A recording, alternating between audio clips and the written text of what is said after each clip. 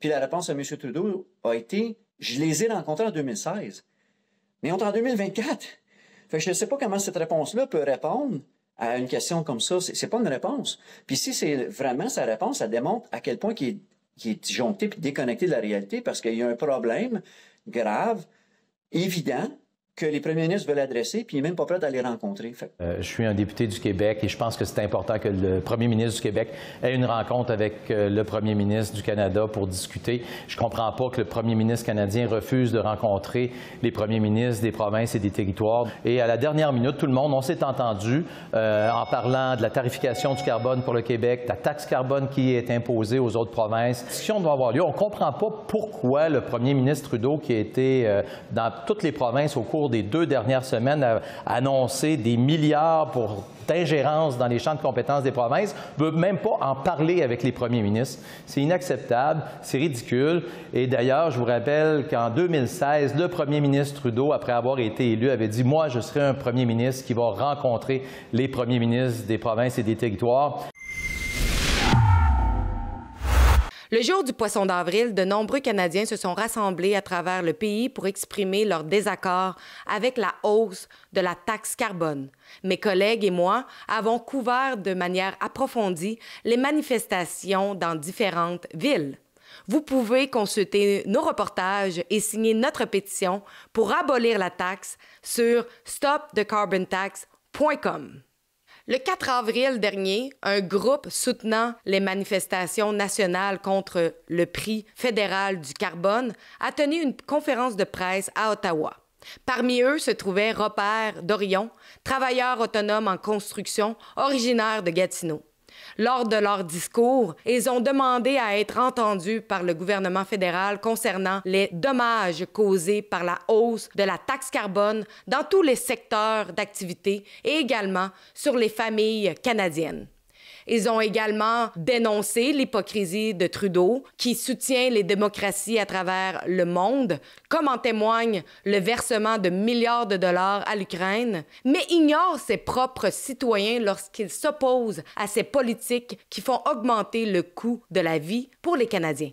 La taxe carbone, qui est passée à 80 $ la tonne le 1er avril, est prévue pour augmenter de 15 $ chaque année jusqu'en 2030, date à laquelle elle atteindra 170 $ la tonne, entraînant finalement davantage de pauvreté parmi la population. À ce jour, 7 premiers ministres de province ont élevé leur voix pour demander à Justin Trudeau de mettre un frein ou de supprimer la taxe carbone fédérale. Robert Dorion a accepté de se joindre à moi pour discuter de la conférence de presse qu'ils ont tenue à Ottawa. C'est parce qu'on est rendu à un point, les citoyens canadiens, qu'on cherche à se faire entendre. On cherche à utiliser les moyens à notre disposition pour se faire entendre de façon démocratique dans un pays qui est censé être démocratique comme le Canada. Par contre, on voit à répétition depuis plusieurs années un gouvernement qui refuse d'écouter le peuple. On a eu une pétition au mois de décembre où plus de 386 000 Canadiens ont pris le temps de signer une pétition pour demander à Justin Trudeau de démissionner. Mon nom, c'est Robert Dorion. Puis, je suis un entrepreneur indépendant, autonome. J'ai travaillé 20 ans dans le domaine de l'ingénierie dans le passé. Puis, je demeure dans le Pontiac, là, juste à l'extérieur de la ville de Gatineau. La réponse que le peuple canadien a reçue suite à cette demande a été une lettre disant que le premier ministre avait été élu de façon démocratique et que ça n'irait pas plus loin. Là, aujourd'hui, en date du 1er avril, on voit encore une fois un premier ministre qui n'écoute pas le peuple, qui impose une taxe au carbone de 23 % sur un peuple déjà taxé. Un peuple canadien où il y a plus de 2 millions de Canadiens qui n'arrivent pas à se nourrir, qui sont obligés d'aller dans des banques alimentaires pour se nourrir. J'étais avec Carl Deville, c'est lui qui a pris l'initiative d'organiser la conférence de presse, étant quelqu'un qui fait quand même beaucoup de contenu sur les médias sociaux pour soit informer dans certains cas ou dénoncer dans d'autres cas qu'est-ce qui se passe avec les différents paliers de gouvernement. Carl m'a approché et m'a demandé si je voulais aller faire justement un discours dans l'édifice ouest du Parlement. J'ai jamais été quelqu'un qui s'est impliqué dans les politiques dans le passé. Je suivais, je pense, comme je pourrais dire comme tout le monde autre. J'étais pas partisan d'un parti plus qu'un autre. J'étais pas membre d'aucun parti politique non plus. Puis je suis pas présentement non plus. Sauf qu'avec tout ce qui se passe au Canada, avec entre autres la taxe de carbone, avec les différentes lois que le gouvernement Trudeau continue à imposer sur le peuple canadien, dont la C11, C18, C63 qui s'en vient, qui sont des lois, à mon opinion, quand on décortique ça comme il faut, qui sont des lois de censure, au bout de la ligne, c'est ça que c'est. Après ça, il y a plusieurs autres lois qui ne font pas de sens, comme la loi C5, qui remet liberté des criminels. C'est toutes des lois que je trouve qui vont aller en compte des valeurs des Canadiens. Fait que j'ai commencé à m'impliquer à ce niveau-là. Puis lorsque j'ai eu l'opportunité de me présenter dans un édifice gouvernemental, dans un contexte beaucoup plus formel, puis de partager mon opinion sur un sujet comme la taxe de carbone, j'ai trouvé que c'est une belle opportunité. Je suis pas quelqu'un qui fait des discours pour gagner ma vie. C'est très stressant aussi, puis je sais qu'en faisant ça, je m'expose à des attaques. Il y a du monde qui supporte M. Trudeau. Il y a du monde qui croit que la taxe de carbone, c'est une bonne affaire. C'est leur droit. Si nous vivons vraiment dans une démocratie, pourquoi est-ce que le gouvernement refuse de nous écouter? Parce que c'est la base d'une démocratie. Lorsque le gouvernement élu, il devrait écouter le peuple. M. Trudeau est très, très fort sur la défense de la démocratie outre-mer, entre autres avec l'Ukraine. Il justifie ses actions d'envoyer des centaines de nos dollars, des centaines de millions de nos dollars en Ukraine pour défendre la démocratie. Correct? Pourquoi est-ce qu'il ne l'applique pas dans notre pays? Pourquoi, lorsque le peuple se lève et dit « Monsieur Trudeau, on n'est pas d'accord avec ce que vous faites, on n'est pas d'accord avec vos lois, on n'est pas d'accord avec la taxe supplémentaire de 23 % du carbone », pourquoi est-ce qu'il n'écoute pas? Je crois sincèrement que c'est une question légitime. Le message que vous avez passé, bon, on vous a entendu parler dans votre discours que M. Trudeau fait la promotion de la démocratie, l'argent qu'il avait donné à l'Ukraine, également le fait qu'il y avait une pétition pour demander que M. Trudeau démissionne ou qu'il déclenche une élection. Pouvez-vous un petit peu nous résumer c'était quoi vos demandes et un peu de ce que vous avez parlé? La base de toutes ces demandes-là arrive avec la taxe de carbone qui affecte tous les Canadiens. Puis il y en a plusieurs qui ont dit que le Québec n'était pas affecté parce que on semble pas, selon le programme, être affecté, mais on paye déjà une taxe environnementale sur l'essence. Le nom exact de cette loi-là ou cette taxe-là, je la connais pas, mais je sais qu'il y a une taxe appliquée qui revient à peu près à 9 points quelques cents du litre. Ça fait longtemps qu'on le paye. C'est une taxe cachée que la plupart du monde ne savent pas qu'il existe. Mais on contribue déjà à cette forme de taxe de carbone-là. Puis c'est une entente que le Québec avait signée avec la Californie il y a longtemps passé, que moi, je n'étais pas au courant, puis je viens d'apprendre il n'y a pas longtemps. Mais en gros, le Canada au complet va souffrir avec cette nouvelle taxe au carbone-là. Fait que ça a juste donné une opportunité de tout remettre ça à la surface, puis de mettre en évidence le fait que le peuple canadien n'est plus d'accord avec la direction que le gouvernement libéral a pris et continue de prendre. Puis qu'il y a plusieurs preuves à cet effet, dont cette pétition-là, 386 000 personnes. C'est de loin la plus grande pétition jamais signée au Canada. C'est quand même un très grand pourcentage de la population qui l'a signée, parce qu'on peut s'entendre pour dire que c'est pas tout le monde qui n'aime pas M. Trudeau ou qui sont pas d'accord avec ce qu'il fait, qui ont pris le temps de la signer, la pétition. C'est quand même 2 % de l'électorat. C'est beaucoup. C'est énorme. On n'a jamais rien vu de même. Par contre, M. Trudeau, lui, il répond pas à ça. Il a juste passé par-dessus comme si rien n'était. À toutes les fois que les Canadiens essayent de se faire entendre, de se faire écouter par le gouvernement libéral de Justin Trudeau, ça passe dans le bord. Il n'y a rien qui vient avec ça.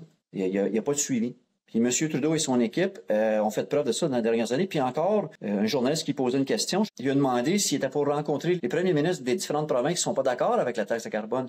Puis la réponse de M. Trudeau a été « Je les ai rencontrés en 2016. » Mais on est en 2024. Fait que je ne sais pas comment cette réponse-là peut répondre à une question comme ça. C'est pas une réponse. Puis si c'est vraiment sa réponse, ça démontre à quel point il est disjoncté puis déconnecté de la réalité, parce qu'il y a un problème grave, évident, que les premiers ministres veulent adresser, puis il n'est même pas prêt à les rencontrer. Cette loi-là nuit au peuple canadien, à la classe moyenne qui fait rouler l'économie depuis toujours. C'est pour ça qu'on voit des manifestations à travers tout le Canada, sur les frontières du Nouveau-Brunswick et du Saskatchewan, du Québec et du Nouveau-Brunswick. La question que les gens devraient se poser, c'est pourquoi? Ça met bien les choses en évidence. Ça nous pousse à, justement, faire des conférences de presse comme qu'on a faites l'autre jour pour demander à M. Trudeau de démissionner ou d'au minimum avoir des élections. Ça, c'était une de nos demandes, c'était d'avoir des élections. Mais s'il n'est pas prêt à faire des élections, on est prêt à accepter un référendum sur la taxe. M. Trudeau, c'est un défenseur, se dit grand défenseur de la démocratie, en parle souvent sur le podium, met en valeur l'importance de défendre la démocratie en Ukraine, est prêt à envoyer des centaines de millions de dollars pour protéger la démocratie en Ukraine. Mais lorsque le peuple canadien soulève un point crédible sur le fait que ces politiques et ces taxes affectent notre qualité de vie et demande d'une façon démocratique et diplomatique de se faire écouter, M. Trudeau refuse. Parce qu'il lui soutient que le peuple canadien est derrière lui, puis qu'ils sont d'accord avec la taxe du carbone, mais une élection prouverait ça. Ou un référendum, mais ça n'arrivera pas, puis il le fera pas parce qu'il sait que c'est pas vrai. Il n'y a pas personne qui supporte ça au Canada. Très, très peu de gens qui supportent la taxe de carbone. Une autre partie de votre discours, c'était de parler aux forces de l'ordre et de leur dire, écoutez, nous, on veut que ça reste paisible, tout le monde veut être capable de manifester sans que les régulations et les lois changent en cours de route.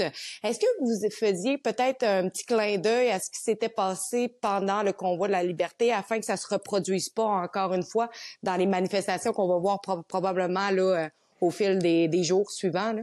Ah, mais c'est plus qu'un clin d'œil, c'est un appel justement à la compassion de ces gens-là. J'en connais des policiers. J'ai des amis qui ont été dans la GRC, c'est du bon monde. J'ai des amis qui sont dans les SQ, c'est du bon monde. J'ai pas de problème avec ces gens-là, pas en tout. Puis je comprends qu'ils font leur job. Mais c'est pas juste dans le convoi que ça s'est passé. Ça vient d'arriver encore à Terre-Neuve. Des policiers de la GRC qui ont eu une altercation, peu importe c'est qui est responsable.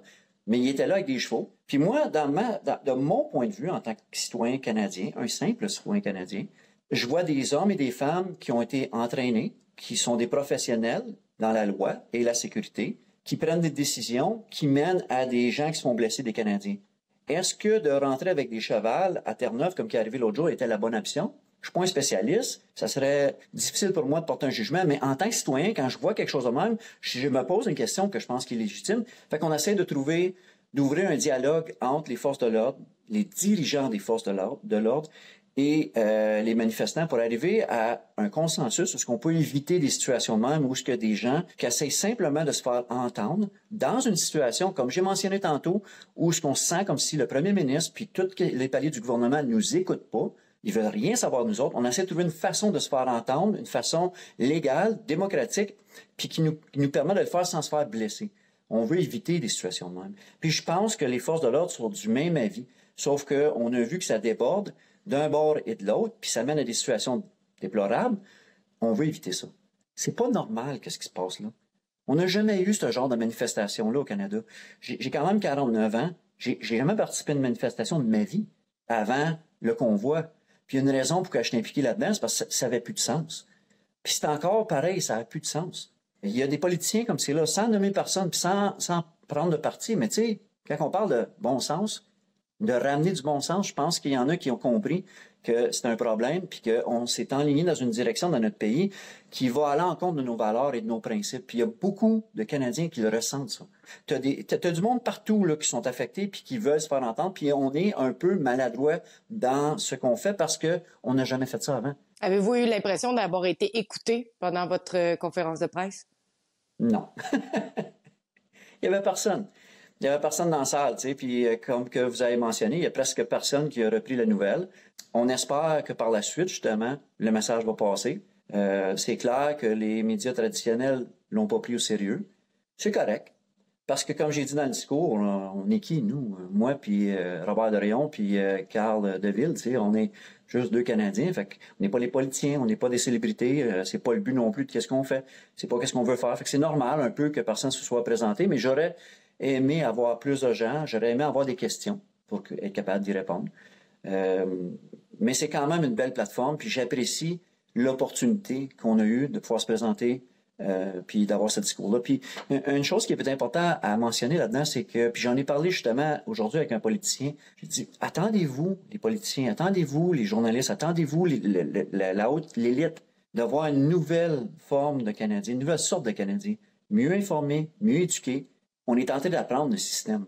Puis, qu'est-ce qu'on a fait là dans la conférence de presse? C'est une très belle démonstration de notre éducation puis de notre apprentissage. On commence à apprendre qu'est-ce qui est à notre disposition, les outils qu'on peut utiliser pour se faire entendre. C'est quelque chose qu'on faisait pas avant.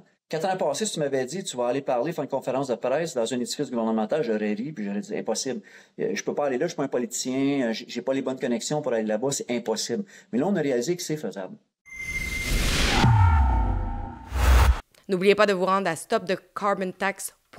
Sur ce site web, vous pouvez visionner les reportages de mes autres collègues à travers le pays sur ce qui s'est passé le 1er avril. Vous pouvez signer également notre pétition pour demander d'abolir la taxe carbone.